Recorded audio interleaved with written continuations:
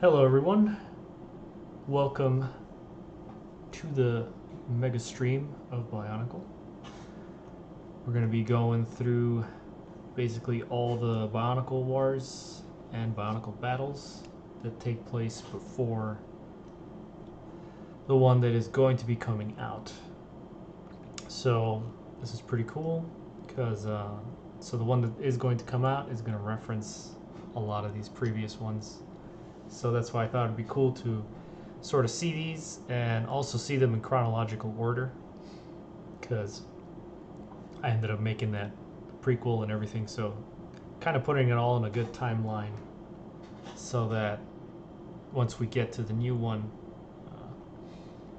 a lot more stuff is going to make sense to the story. So going to be basically going through these, commenting on them, and if you have any questions for me, or in terms of the story, or any behind the scenes questions as well that I don't talk about, then go ahead, leave it in the chat. I'll be looking at it, and yeah, you can let me know sort of what you'd like to know. So we'll start off with Bionicle Wars 1 and 2. Technically, they don't really have a sort of place in the storyline. They do take place before, just because they are previous generations of Bionicle.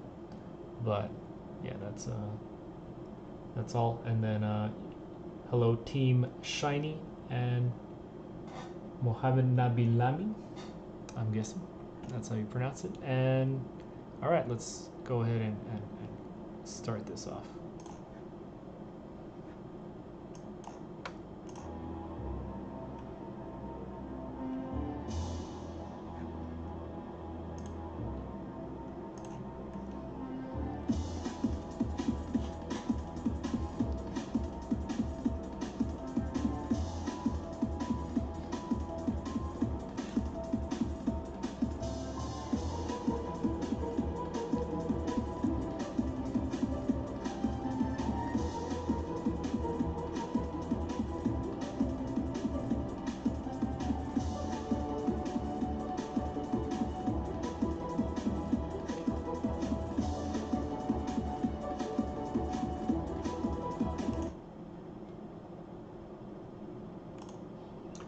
So you'll notice here this was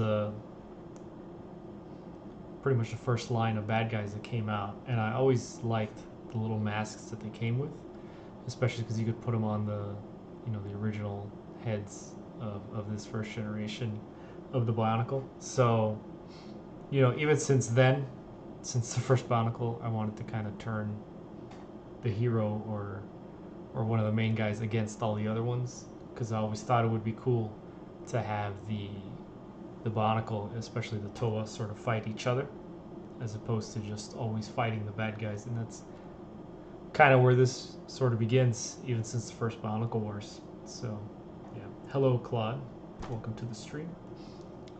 So yeah, we'll keep going with this.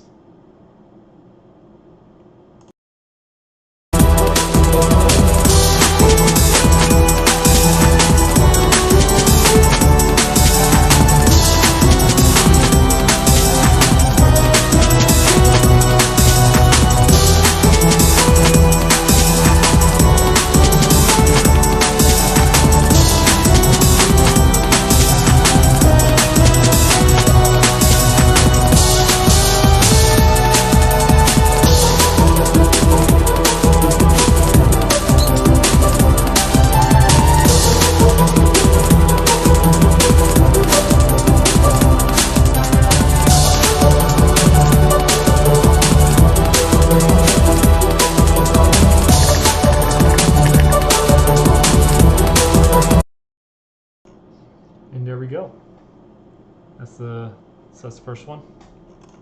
Back then, all of these these titles, same with this one and this one. So this was all put together in Windows Movie Maker. So that's how long ago this one came out in. Back then, you had your biggest quality was going to be 240p or 360p, because YouTube couldn't really take anything anything more than that. And Windows Movie Maker didn't really export higher than that. This is like movie quality. So you could export even less quality than this back in the day. So yeah. So now we'll move on to Bionicle Wars 2.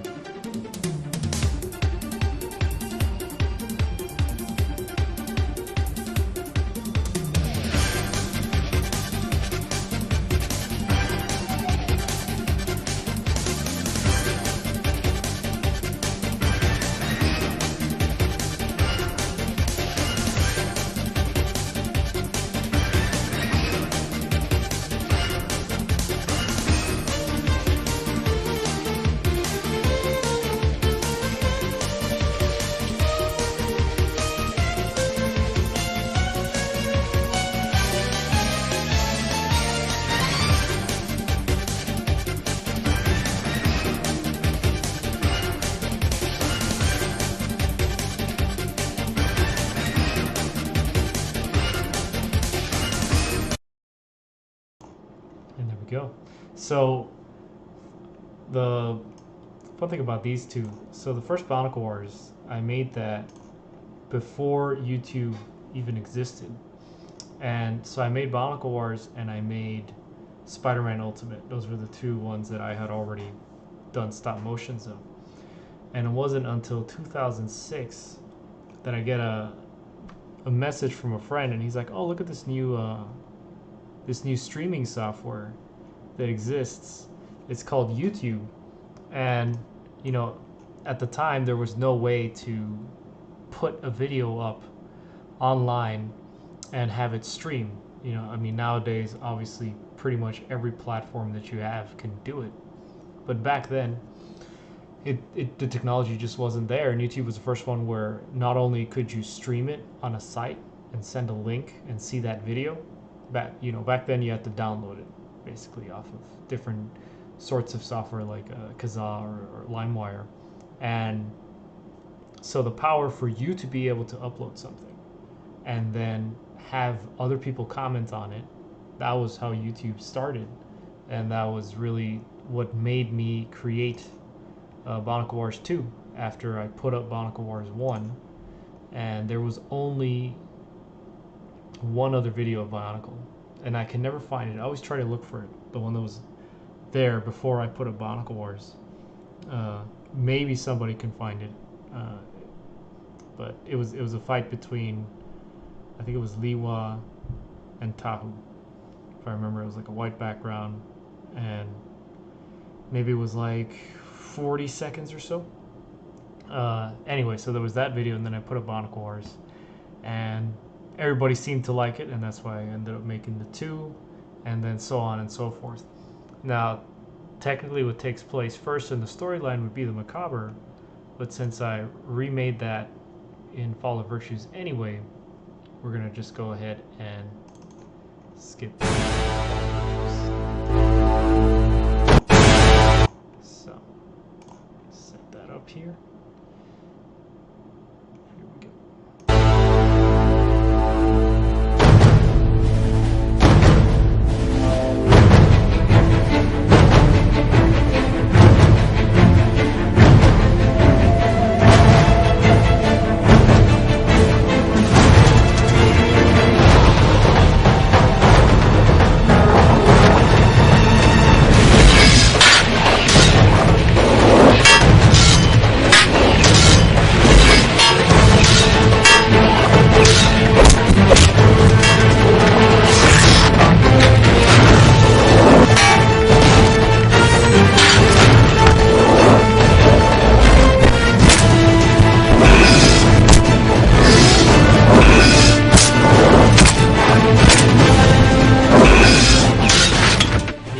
Brother, I'm a little busy right now.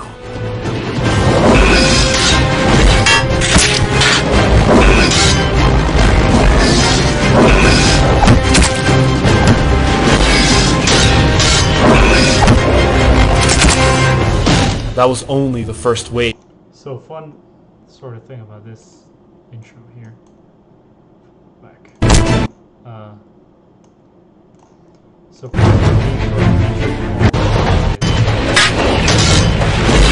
of which there were several already. This shot here, right? Usually I had to do these shots where you see all the figures moving. Usually I had to make those all in one night. So I would start around 8 p.m. more or less and then finish around 2 or 3 a.m. And that was when I'd have to make all these shots, because if I didn't finish the shot all in one night, a lot of these figures would either be in a different place, or the camera, I couldn't really leave it there on the floor. So then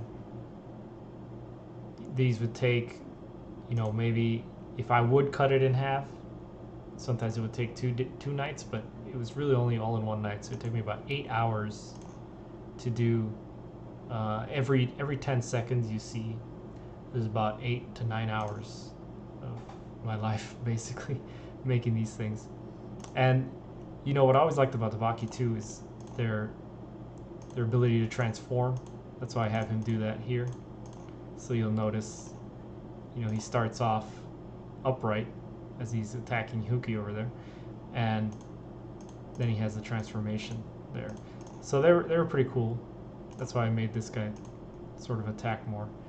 I always liked them and the Boroks because they were able to sort of transform midway through. So yeah, pretty fun little intro.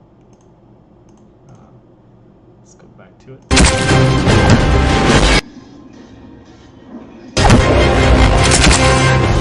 That was only the first wave of their attack. Where are they all coming from? Somewhere in the forests of Tekhranak. We can't protect Marinoi cities for much longer if they keep coming. One of us needs to stop the leader. Marduk has been killing our kind for years. Stopping him is no easy feat. Send me. No. Marduk would tear you or any of us apart. The only one who stands a chance is Nuparu. So Huki there, this is the only time he ever speaks in the whole series. So I did want to give him stands a chance to talk, because he does actually, end up coming out in Duel of Fates and plays a semi-important role in the story, especially setting up the Baraki and all that. So my brother is the one who ended up voicing him, and it's the only one who stands a cool voice, because at least it sounds different from Motoro and Nuparu. Since we're usually doing all the voices, we try to find ways to make them sound different, especially when you're voicing all these multiple characters. And then also, oh, thank you, Godzilla Rex, for the comment as well. And Team Shiny, I'm glad you've been a fan since the Duel of Fatality, so at least 15 plus years or so since that one came out, so that's great. And Jowler was your favorite. Yeah, Jowler was I believe most people's favorite. The red toe is usually the leader, and that I usually make the white Toa the leader especially in this storyline. Chance is Nuparu. Yeah, Brother, that's you are the strongest of us all, and the only Huki actually speak, and then we have all the fallen heroes. And guard here and fight off as many waves as we can. It will be all too easy. Be cautious, brother. Marduk is using something very powerful to sever my telepathy. Are you sure sending him is a good idea? Nuparu is filled with pride, but I trust in him. I'm at the entrance of Tekhranak. There are several front. So, this sort of arena here where you see the Fantoka, if you recognize from my other videos, so this set I actually constructed originally for the Wizard and the Wizard 2, and I decided that especially for Fall of Virtues, that I was going to have some different environments as opposed to just the white floor and the black cardboard behind. So I ended up reusing the wizard's background, which was took me a while to construct. I constructed that in the summer of 2010. Ended up filming Fall of Virtues in 2012. So, but yeah, it was fun to sort of set up this little stealth section here. Focus guard yet. The Fantoka are too strong for you to take on all at You'll once. notice how Nufaru, What makes you so sure? If they see you, they will call in reinforcements and overwhelm you. Take them out stealthily instead. infiltrating. Copy that.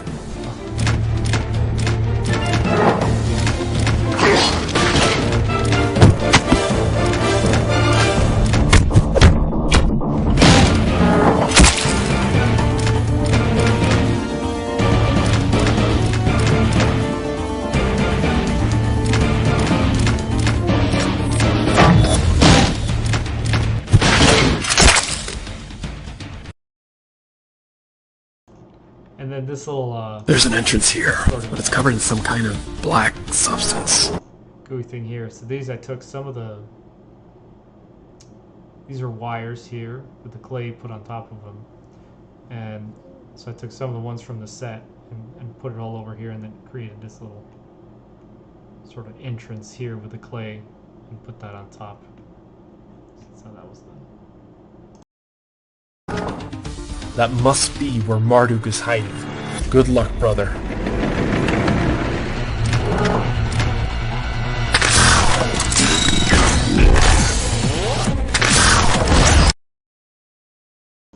So back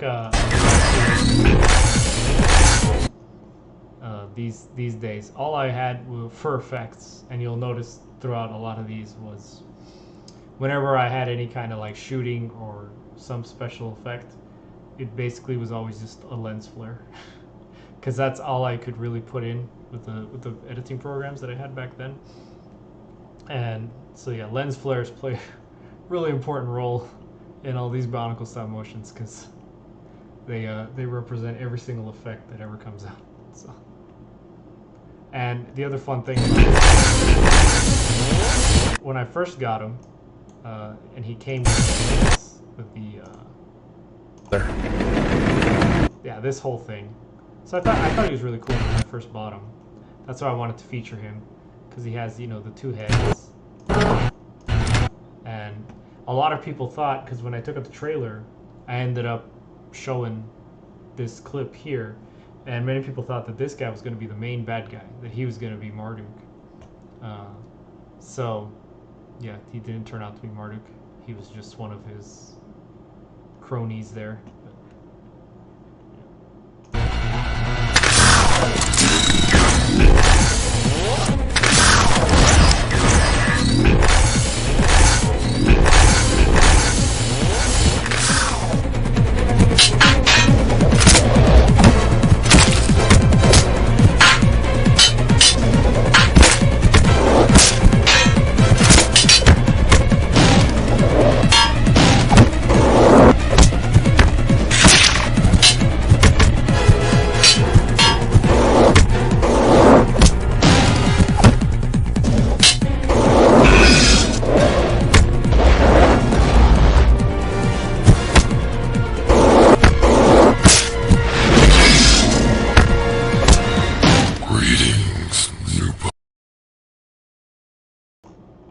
So go back to this first person.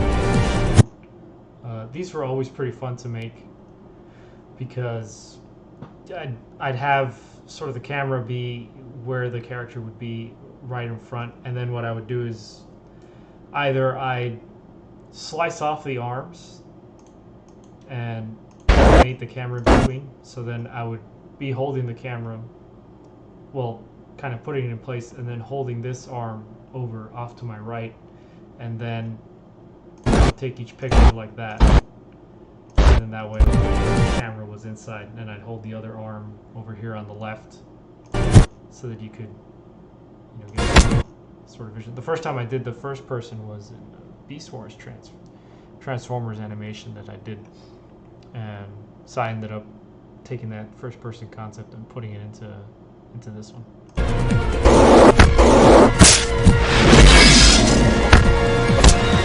Greetings.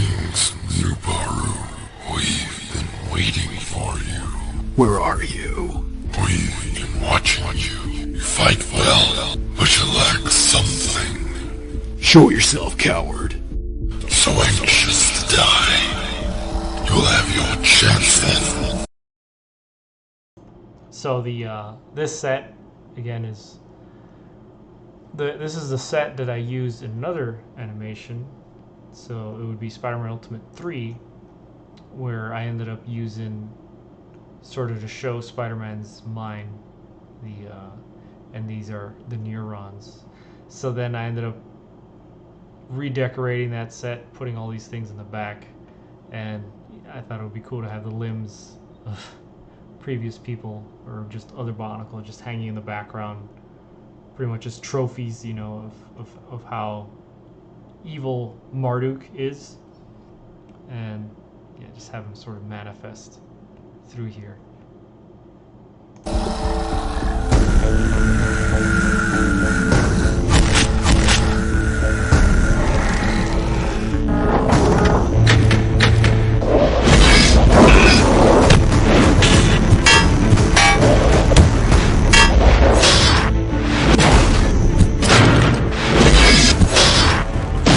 Corpses of your previous brothers lie here as a testimony to my absolute power, which you can also possess if you defeat me.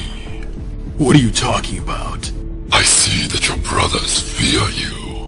So I got a question from Anthony, and he says, would you see yourself remaking the Possession someday like you did with Bionicle the Macabre? So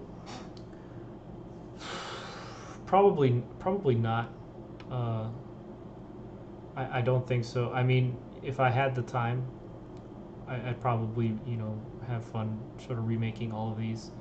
I don't think I'd do the Possession again, just because I think it's kind of unique the way that turned out, the way a lot of these turned out. And you know, the reason I ended up remaking Macabre was because since I was really kind of the first one in the story, and I always wanted to make that fight sort of different than it turned out in the Macabre, because there wasn't a lot of time to film that one, and back then I also didn't have as many Bionicle as I did by the time I got to Fall of Virtues, so there wasn't that many to put in the background.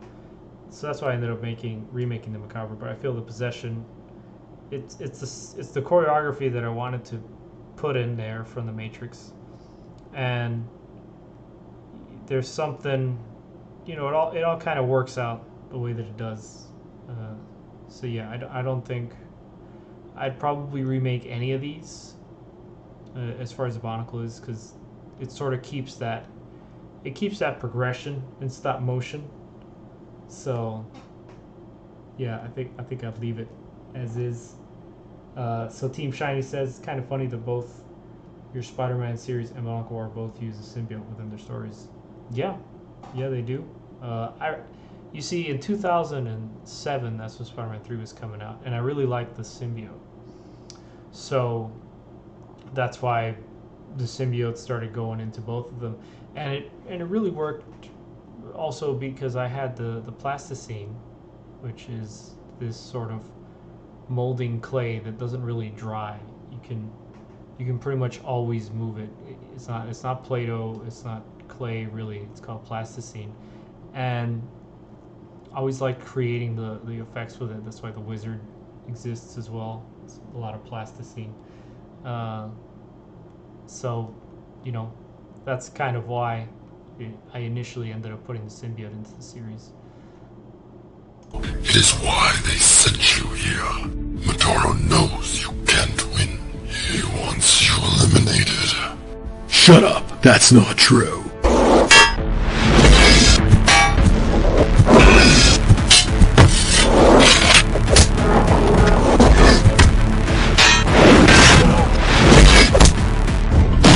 You are different from the other Toa. Better than they are. It is too bad you are told what to do like a common slave. You are the strongest, and yet Mataro leads you. Matoro does not lead me. No one does.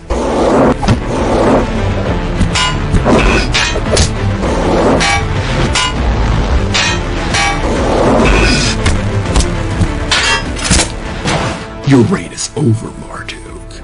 You've impressed us, Nubaru. Just imagine if your brothers, if the whole world bowed down to you. What do you mean? You may defeat me, but you will continue to be a slave to the three virtues and to Matoro. I will be no one's slave. Sever your ties with your weak brothers. So, this guy who's originally supposed to be just the Skrull, especially how he came in that sort of separate tin than the Glutorians. That was kind of the same series where this guy came out in. And I always just loved the black and red color combination that he had. And it just felt like he would be the origin of the symbiote, or the symbiote were to manifest. It would sort of look like this. And that's why I ended up choosing the Skrull. I always absolutely loved his weapon here that he has here, and that shield. Sort of Aztec design, kind of like the Aztec calendar, you know, just on the shield with little spinning sharp edges here. So, you know, I really just liked the way he was designed. He seemed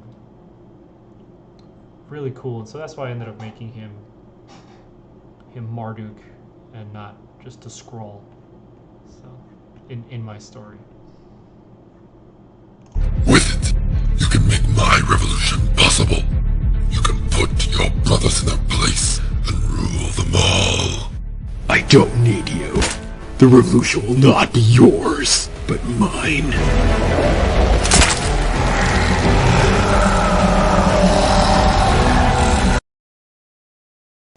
So, this sequence here with the symbiote, this one took, I'm trying to remember if I did this whole shot in one day, but I did not. So I ended up having to separate this one in 2 days. And I think there's a one point somewhere around here where he falls down. So he gets back up. And the other thing I wanted to do too is, while the symbiote is sort of possessing them, to have them still move while it's moving around, and also have the camera move around. And that was also, it was pretty difficult to keep track of, but that was usually what I wanted to do with these shots, is really challenge myself to sort of push what I was able to keep track of in my head in terms of movements. So, you know, him moving, what's the progress of the symbiote, and then every single symbiote tendril that's going through him, all of them have their own progress here, and then he's also doing what he's doing. And the way that I was filming, I was just taking pictures of the camera, so you could see a previous picture, but you'd have to pause it and look at it, and then by the time you would see the previous picture, this guy would already start sort of leaning one way or the other.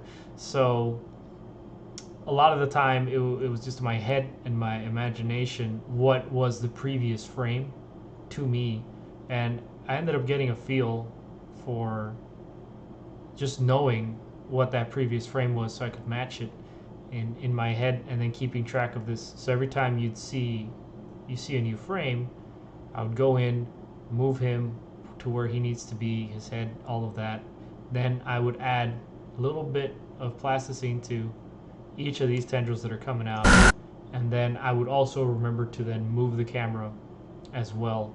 And keeping track of all that is pretty hard. Probably would not do something like this again, because it was yeah, it was a hard sequence to do. So, and Anthony asks, is there a reason why Marduk is a Skrull? His previous host. Yeah, well, I kind of went over that, but so in this storyline, there's no Skrull per se, so there's only one design that looks like that of the toe, and that would be Marduk. And he is, so the symbiote from this layer sort of manifests itself as that red guy, but that red guy does represent the original part of the symbiote. So Marduk would be the origin and this place would be sort of the cesspool of where Marduk was able to form the symbiote layer. If that makes sense. You can see here, every time as he's moving, you'll see the progress.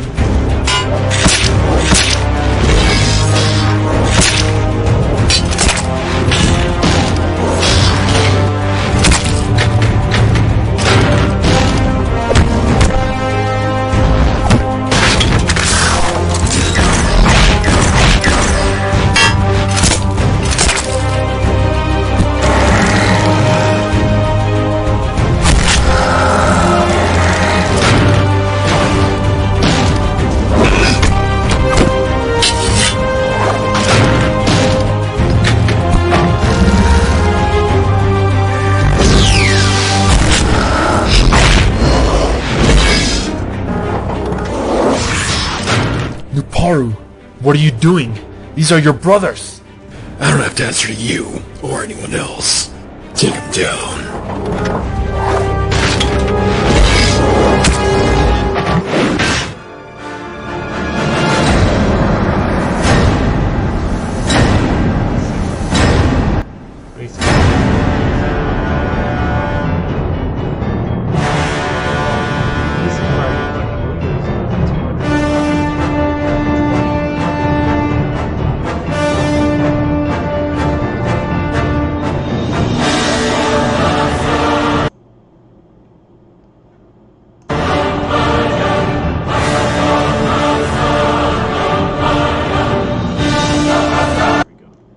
Okay, so here, you know, this is all also a replication of Matrix Revolutions, so that's why kind of have the whole music and everything.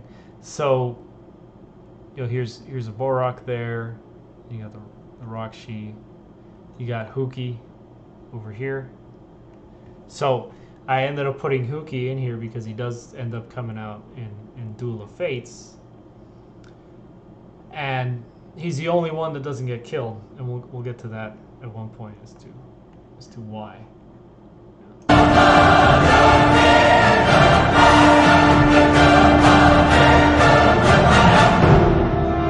Hello, Mato. You can see her too. You see the legs. There's always going to be clay in certain parts of the figures, and what ended up happening with Motoro and Nuparu, since I used them the most really in the series, their joints started getting really loose, and especially around the legs here. So the only way to combat how loose the joints were was I'd have to, you can see how I put the clay here, and the more loose that they would become, the more clay I would have to use, and the clay would create friction in the movement, and it would allow me to sort of stabilize how they would move. And that's why you see it here, you see it over here in the ankles. So the ankles would always often, you know, you'd end up starting to lean one way or the other. And then you have it in the bottom of the feet so they could actually stick to the ground as they were walking or moving. And then there'd be a little bit over here, the elbows, same reason, because they'd become loose. These top joints, at least, they would sort of stay, depending on how much weight was on the arm. You know, this one tended to sort of move more than this one because it weighs more. And you can still see the remnants, usually, of the symbiote from the possession on his mask. I would try to take it off, but, you know, there was only so much I could do. Hello, Motoro. Do you like what I've done with the place? What did you do to the Bionicle? Our brothers are under my control. Your telepathic abilities have blocked my attempts to enslave you. But no matter. I'll just kill you instead. It will be the grand opening to my new empire. Your new empire? We were meant to protect the Matorans, not enslave them. As you enslaved me, I've always been nothing more than your attack bot.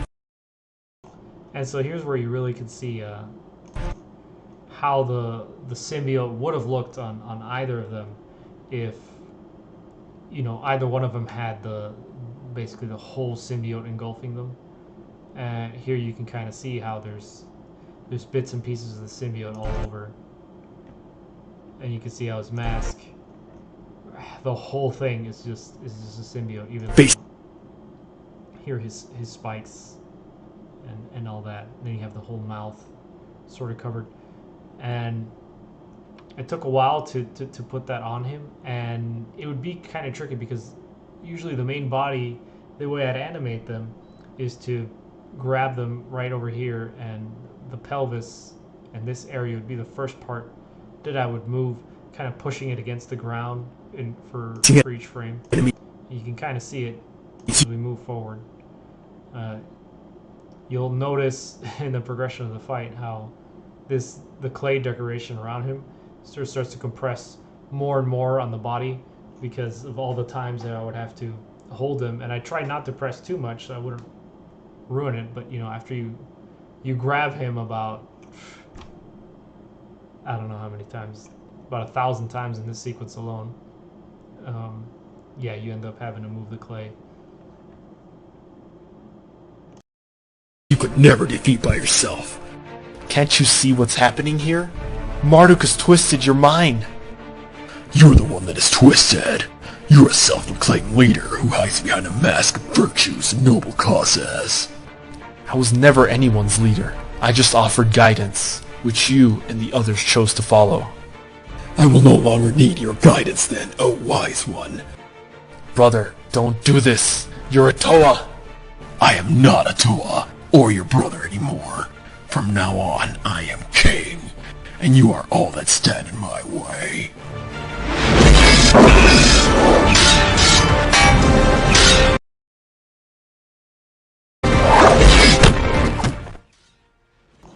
So this fight here, it was really quite the thing to animate, because all this choreography, you'll notice there's a lot of sort of interactions between, you know, like sort of these covers and these blocks, and the way that their arms are pushing the other ones aside, because I was mimicking this this choreography from Killzone. There's a video of that as well if you look for it, and it's pretty difficult to do because usually the fights that I would do would just involve, you know, hitting the swords and not really much interaction between them or at close range. And this fight has a lot of that, and yeah, I liked it a lot because of that. You know, you have some pretty cool challenging moves that I had to do here while moving the camera and moving them both, so it was cool.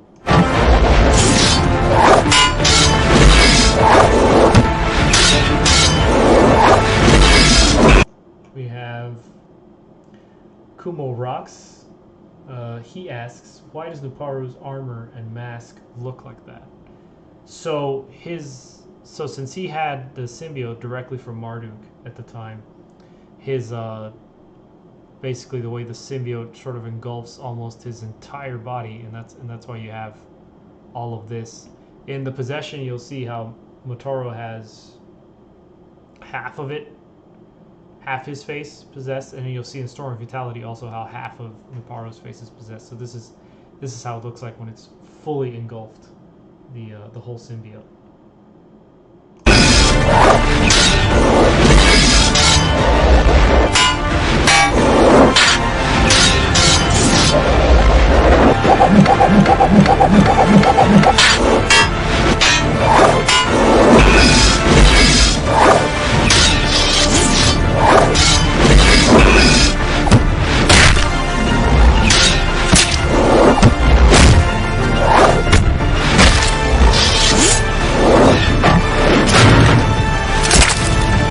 Question from PS Squiddy or Squiddy06.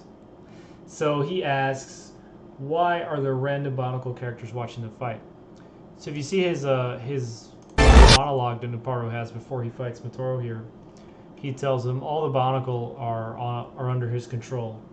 So that is why he ended up basically, but when he arrives first back from seeing Marduk, he ends up possessing all of the other Bionicle. And so with the symbiote, you have the ability to control other Bionicle with you. And so what he did is they're basically all just mind controlled sort of drones at this point, just watching the fight. And it's you know, it's inspired obviously by the Matrix Revolution's final fight, where you have all the Agent Smiths lined up and watching Neo and Agent Smith fight. And so that's why I originally created it in the Macabre, and I have all the canisters there watching them fight. That was because of Matrix. So then I replicated the same thing here, you know, having them all watch them as they fight. And then from a story point, it's because yeah, he can control all of them, so they're all kind of zombies at this point.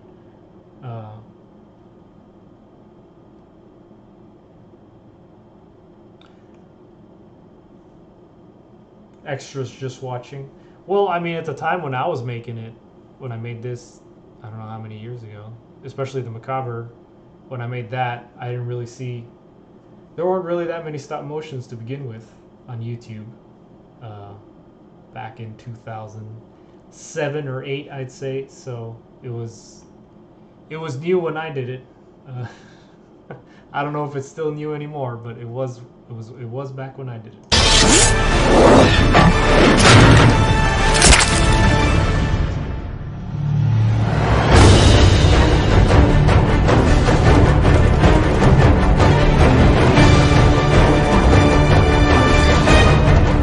Okay, so that is the beginning of the story. So now we're gonna go back in time in terms of how I made them, but we're gonna continue on chronologically. So we're gonna go to the possession, which is gonna be Bionicle 4.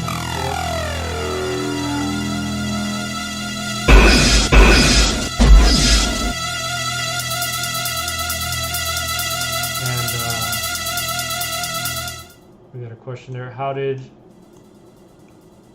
I make Nuparu's eyes red? So, you know what? I'm trying to remember how I did. I think one of the back masks of one of the Toa was red, and if not, I ended up just putting clay, so red clay into the eyes in the mask portion. That's what I did with Motoro here. Is, you know, he has his eyes basically have the red in them, and that's how that works. So at this point in the story,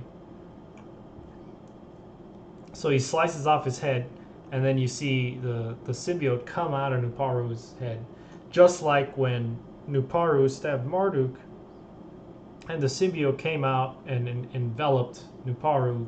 The same thing happens here, where the symbiote goes and envelops Motoro, and now it's sort of latched onto him.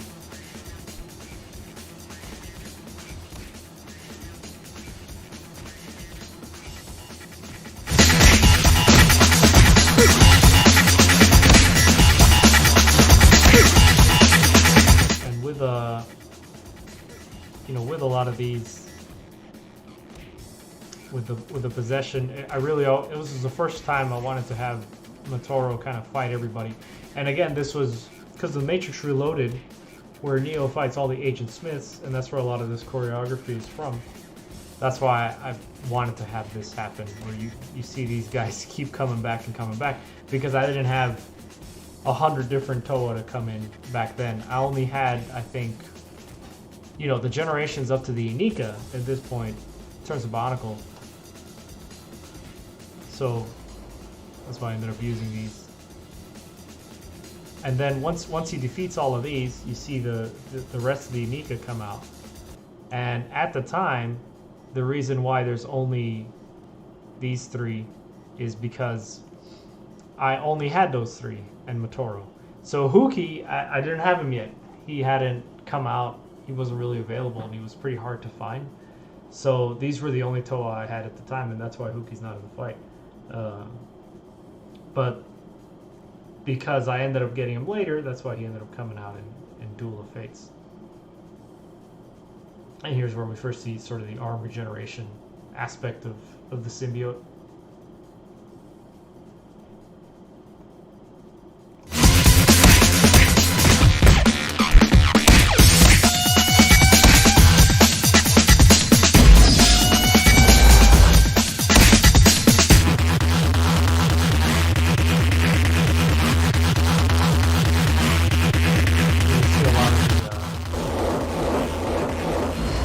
Clay. You can see how his foot here is absolutely drenched in clay.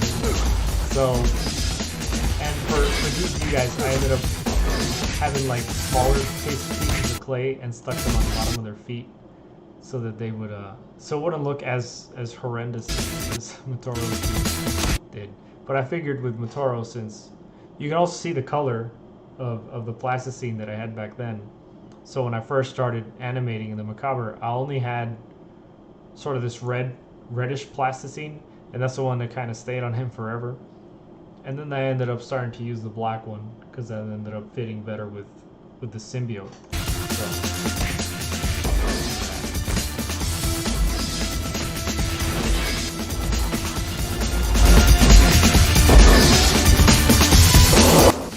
So we have a comment from Buena Becky. Yeah, Hookie is fun. I always thought the name was pretty funny. And then there's some text later where why I didn't end up actually saying Hookie, but yeah, they all have very strange names. The Bionicle, they're like tongue twisters, you know. And here, this is kind of I gotta say, so this new Paru that comes out of him, it isn't actually new Paru.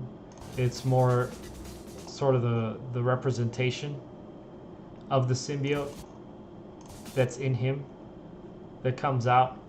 So he doesn't actually kill Nuparu again here.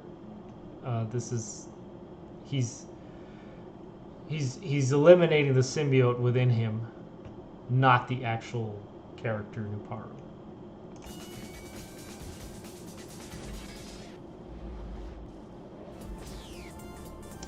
And there, that is the...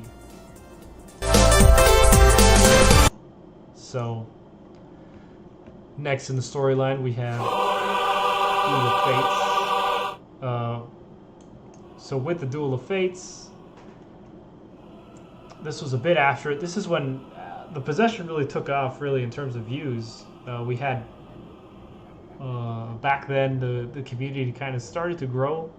Started to be some other Bionicle stop motions. This is about 2008 or so, I want to say 2008.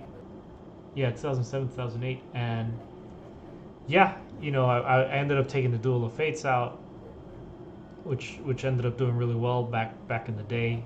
YouTube was very different back then.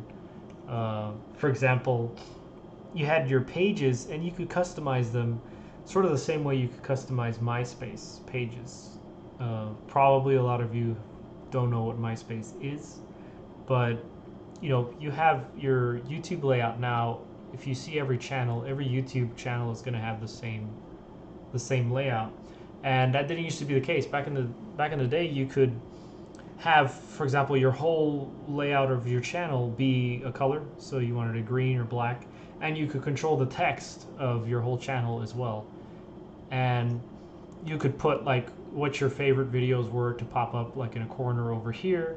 Then you put your video description, and you could control which part and which section you wanted something to be in. And you had a lot of cool sort of stats that would show up. You also had the rating system was different. You had stars as opposed to, yeah, there you go. You see, we saw it at the same time, Deimos. Yeah. You had these star systems where you could basically just vote, you know, 4 or 5 out of 5. And nowadays, that's just not the thing. You know, now you just have the likes and the dislikes. And the reason being is because so many videos now have, you know, just... they even took off the dislikes, of course. So now you can't even tell whenever a video is actually good or not. And that's why, you know, YouTube is not quite the same as what it used to be. back then you'd get awards too, like director awards and all sorts of stuff. And I remember the layout that I had when I was taking out the Possession or the Duel of Fates, and what that experience was like.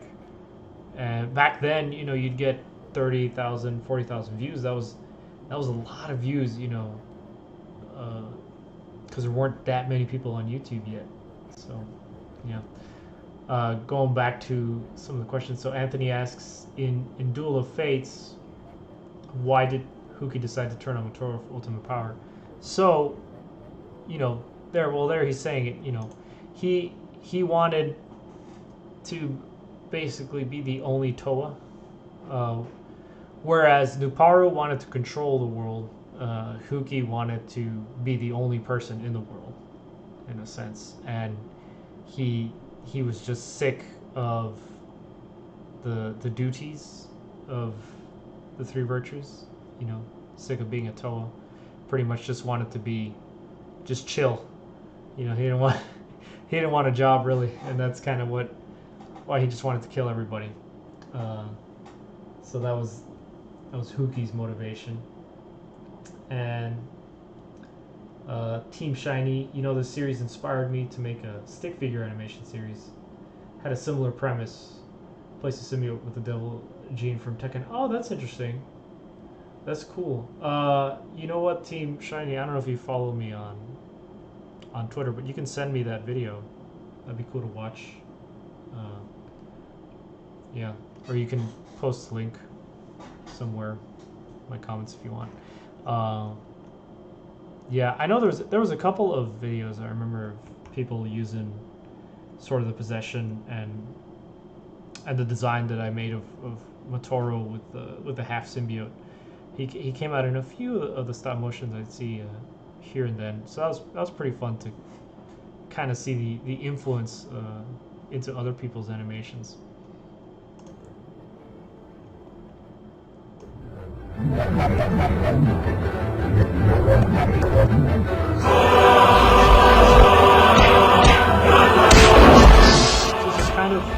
This fight and the Duel of Fates is kind of unique in the. It's the only one where there's really only two characters fighting throughout the whole thing, which is it's a long one. It's like 5-6 minutes long, and I wanted to see if I could make the battle interesting, even though it's just these two people, by changing what they're fighting with, and that's why we have the shiny thing come out here. And back then, in order to make this lens flare, I mean, we saw it in Fall of Virtues, but I ended up making that after. So this was the first time I started using effects like this in the series. And what it weighs, it's just basically a lens flare, and every time it comes out, you'll notice how over here in the screens, it'll shrink, and you can notice that in YouTube, because it'll show you the squares. Back then also there was only a square ratio or 4:3 ratio on YouTube. There was no widescreen. Widescreen came out quite later on.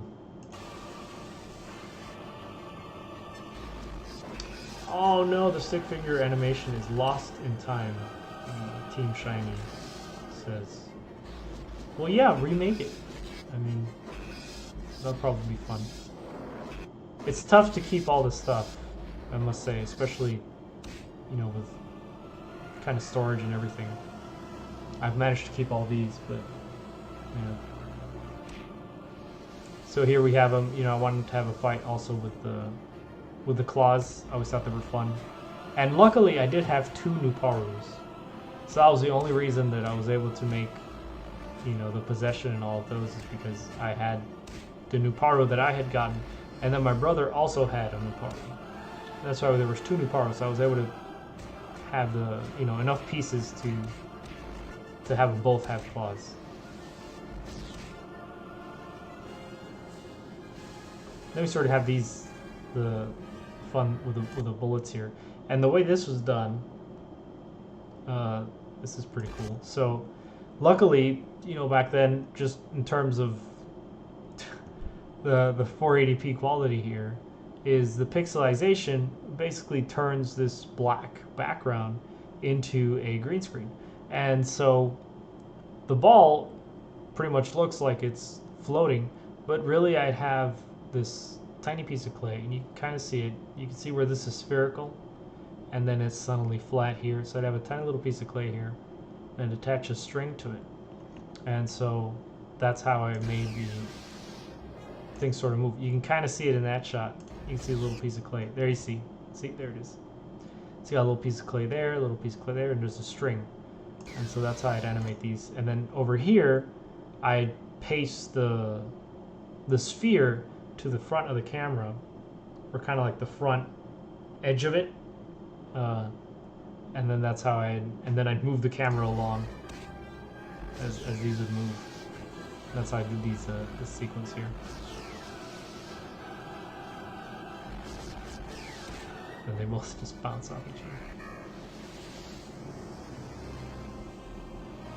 This is also fun to kind of use the different pieces of all the Bionicle that I had at that point and have them go through different generations, and then I would combine the elements of the different Toa. So here you have a little bit of the green guy, the red guy. Yeah. And then in this sequence here, you have him basically cycle through all the generations that I had up to that point, which were quite a bit. And the same thing over here. You see a little Puhatu, and they go back into the first generation. And for the first generation, what I wanted to do for these mods here is, you can see how they have the combination of the weapons of all of them in both their hands, and then the feet, same thing, and then the legs, you know, a different element of each. So, and then I gave him like this sort of piece of Puhatu's leg. It's over here in the top, because I still wanted to use it. Like, he doesn't really use it in combat, but it's there nonetheless.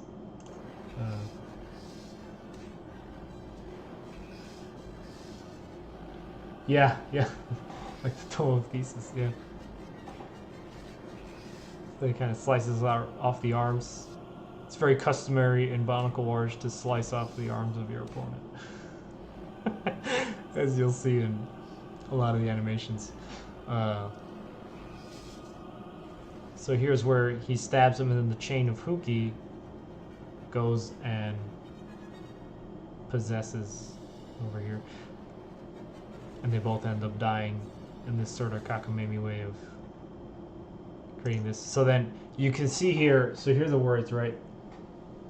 With the death of the power-hungry Toa, so the power-hungry Toa being Huki, but the reason, you know, we ended up listing power-hungry Toa is because I remember talking with my brother, and I told him, well, yeah, well, his name is Huki, and my brother was Huki. That's such a silly name. So then I ended up not putting his name in here because I thought it would kind of mess with the ending to suddenly go, and so with the death of Huki, all the Toa that Motoro killed were, because you see, Motoro is, you know, it sounds pretty good, and Paru also sounds, at least, you know, like a semi-normal name, but Huki, kind of different. So anyway, so that's why it says the death of the power-hungry Toa. And then we have, yeah, fearsome Baraki. And the reason I wanted to include the Barakis, I had just gotten the Baraki, they had just come out. And I thought they were so awesome as bad guys because, unlike in the previous lines of Bionicle, if you noticed with all the other bad guys, is that they all basically were the same sort of mold, kind of like the Inika, and they would just change the colors or change their weapon and change the head sculpt. But otherwise, the bodies were always the same.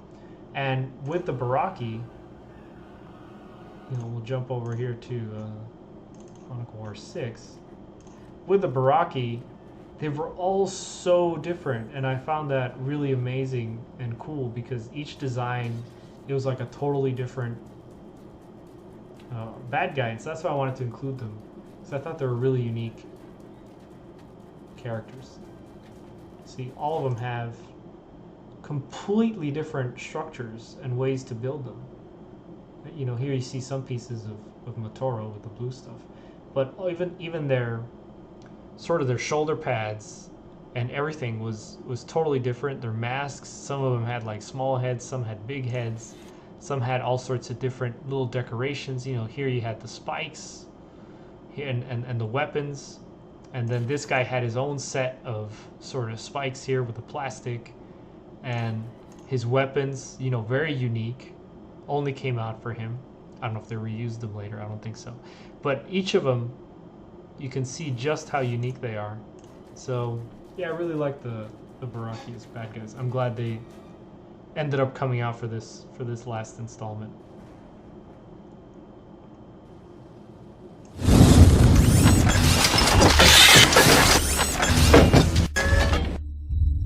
Motoro, welcome back. We've missed you. What is this? This is Matranui, the Bionicle Underworld. What are you doing here? I am here because of you. I haven't done anything you didn't deserve. You killed me, not to mention your massacre of the Toa. I was possessed. That wasn't me. Don't kid yourself, Motoro. It was all you. What are you saying? Our brothers are dead because you were too weak. You allowed the symbiote to take over. Had you been stronger, they would still be alive. You're lying! I assure you, I am not. But it does not matter now. What matters is that you're finally here. You want revenge? I don't rely on something as trivial as revenge. You have half of my symbiote. I wish to liberate it and take it back. I still have it? Once the symbiote bonds, it bonds forever, unless it is absorbed by another. The only way to liberate it is by stabbing you, igniting its anger. At the moment, it lies dormant within both of us. You're insane, and you are naive. The symbiote has unimaginable powers. It not only enhances your strength, it can open portals to other worlds and manipulate the fates of countless innocents. No, Motoro, insanity has only just begun. But back in Motonui, the Toa are currently battling the Baraki. All thanks to you and our other brother. You're here as well. As soon as I have my power back, I can finally take over whatever Toa are left, as well as the rest of the Bionicle universe. You know I won't let that happen.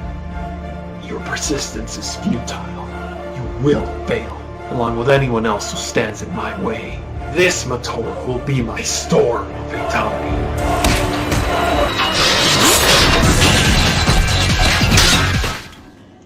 Yeah, so there we have the beginning of the Sword of Fatality. So the symbiote has certain powers there that he mentions, and it enhances your strength. You can manipulate the fates of countless innocents, and you can also open portals. And so that's the symbiote is. If you notice, there's a little bit of the time-space continuum in Duel of Fates. And so that's why, Huki kind of goes into that whole time-space continuum. So the symbiote is kind of intertwined with the quantum mechanics of the universe. And so because of its connection to that, it's able to basically jump in time from one segment to another. And eventually there'll be more on the symbiote, not in the new one, but way later in another installment. So there'll be, you'll kind of see the true origin of where the symbiote came out from. And then if you go over here too to you can see how Huki, when Nuparo was talking here. Rewind over here. There you go. So you'll see how Huki kind of mimics Nuparo, and even though it's not like Huki likes Motoro to begin with, But Nuparo is able to basically just control Huki if he wants to. So he's kind of fighting him in both. And then Godzilla Rex asks, roughly how long did it take you to animate Storm Fatality? So it took, I remember it took a Christmas vacation and a summer vacation to animate it. So I animated him being enveloped by the symbiote. That was, I think, during the Christmas vacation. So that was about a week of just him getting engulfed by the symbiote.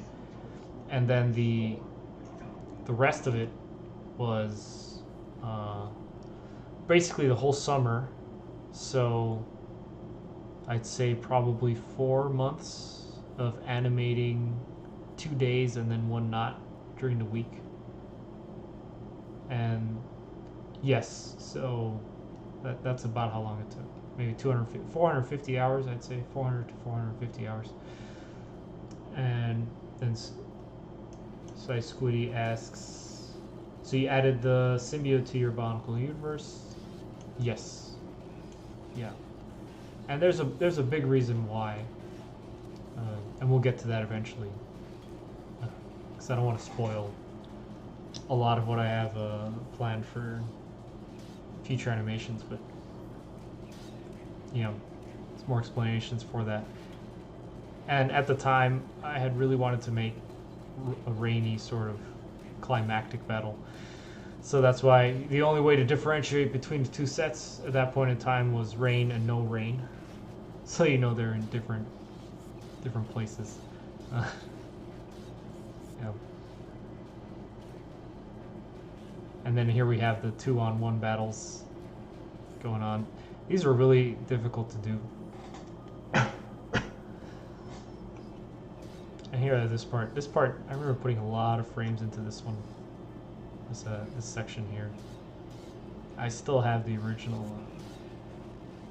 pictures of this, and I'd like to remaster it in terms of, because I have all the original photos, so I'd be able to take it out in a higher quality than what you have now with the 480p. So yeah. I remember one comment in this one for this guy where he rolls. One guy put, "They see me rolling, they hate it," just like the song, and I remember it made me laugh a lot. It was pretty funny when I saw that comment. This I animated for the trailer, and I animated this that sort of the second week of Christmas vacation. So that first week I did the symbiote, and the second week I did this, and then the summer I did everything else. That's why the lighting is also a bit different in this shot here, this sequence. Then over here, as you can see, the overhead. There's more tungsten in the other one, incandescent. Here's where we have the symbiote being liberated.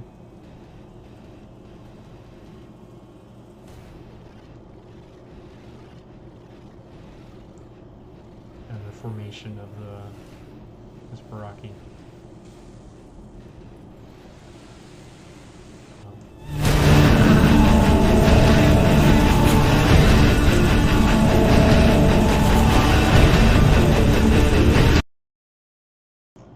Pause through this one because kind of I made this one. The one that I made. This one took about a week.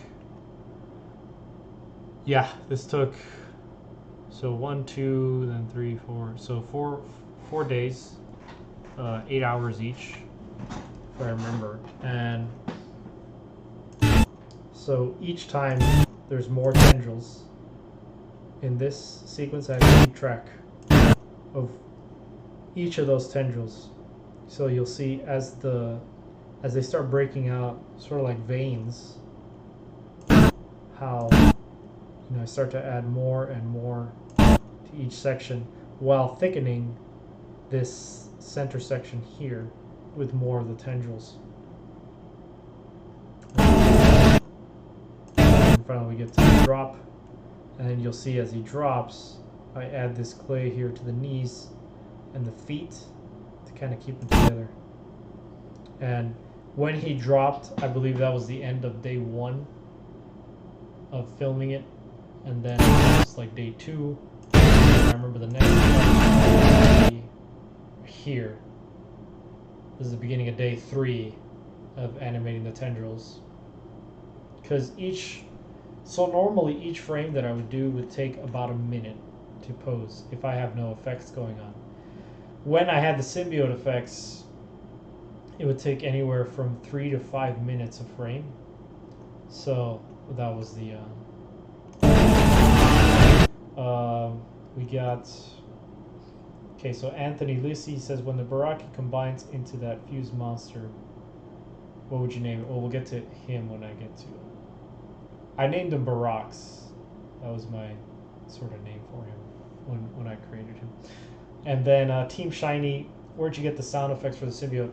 A lot of the sound effects I had at the time were from a stop motion that my brother did of Dinobot versus Dinobot. And then I had sound effects from this THX file, as well as from the Matrix and other things that I would combine along the way. Back then I only had sound effects from LimeWire, and that was basically all I could get my hands on. I couldn't get all the sound effects that now I end up having. And I would just combine different layers of all sorts of things and put them in. And Barax, and he's sort of the same sort of mock as the Duel of Fates, where I wanted to use a piece from every single part of the Baraki. And then I gave him the head of this guy because I thought it would fit pretty well. Give him his weapons too. As opposed to all the other heads, it kind of brings him together. So I gave him the shoulder pads of that guy as well. So he ended up making sense. And the legs too were really fun because he had this articulation, 1, 2, 3, 4 points as opposed to just the usual 2. And he still has clay, as you can see around here, for the same reason. So to keep these joints from going too loose, you put clay here, and then that way I was able to control his ascension and descension as he goes up and down, attacking the different Toa.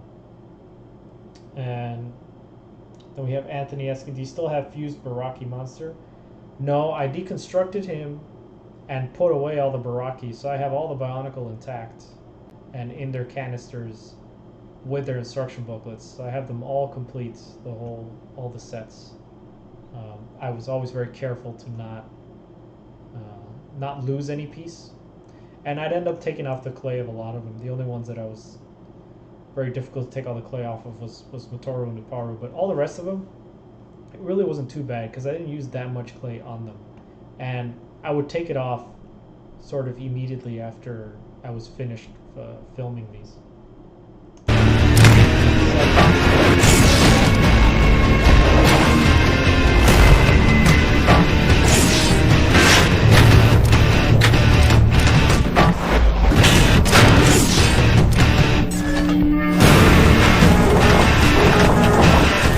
Sort of what Motoro looks like in HD.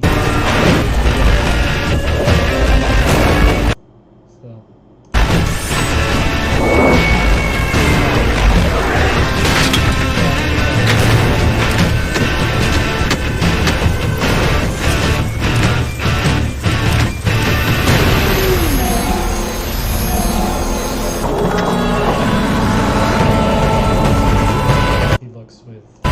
So there you go. That's how I did the red eye. You just saw there. So it's little tiny pieces of combined clay. I forget who it was that asked how I did the red eye for Nuparu, but yeah, that's basically how I did it. Coco Matt asks, how much clay did you use throughout the whole animation? It was quite a bit. I remember they'd come in these blocks, and each block of clay, I'd say, was about 3 inches by 4 or 5 inches or so, and then they were about 1 inch thick. And I would end up using, for a lot of these symbiote effects, either a whole block or 2 blocks.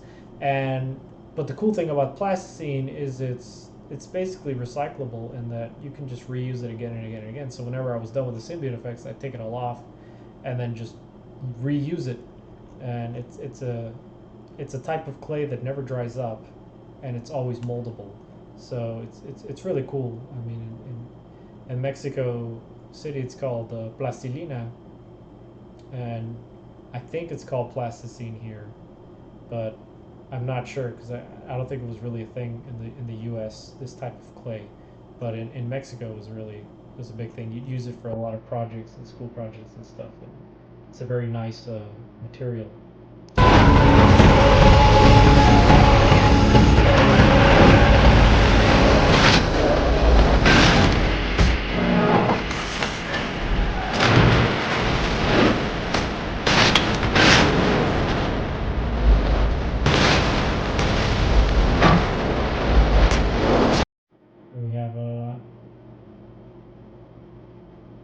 Team Shiny, I really feel bad for the Jowler, Holly, and Congo getting killed twice. Yeah, I know. Unfortunately, a lot of the characters, they end up getting killed a lot in this universe.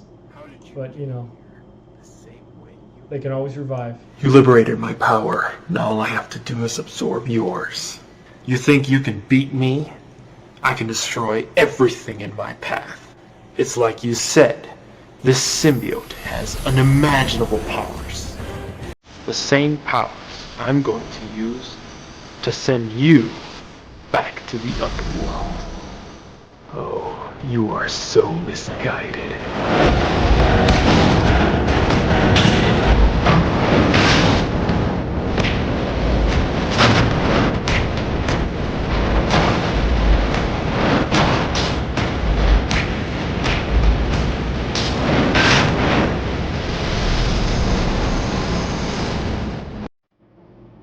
We have Black Wolf joining the chat. Says that Baraki amalgam is pretty awesome. Yep. Yeah, I really enjoyed him. It's really a lot of fun to make. He says you did a surprisingly good job at revamping the Clintar. Hello, by the way. Well, hello, Black Wolf, and thank you. Here we have pretty much the end of the Storm Fatality, where he finally stabs him. And then the power that is in basically the essence of Nuparu becomes this energy ball, goes into Motoro, and then he releases Nuparu's energy and uses it and splits it up into 3 different pieces so they all form part of these 3 to revive them. And so we get to the end here. Take away the eye. And that's it. That's pretty much where we live off. And then we got Bionicle Battles. So now we go forward in time about 10 years in the Bionicle story. Less than that in real time, but we'll go over here to basically episode 1, Bionicle Battles.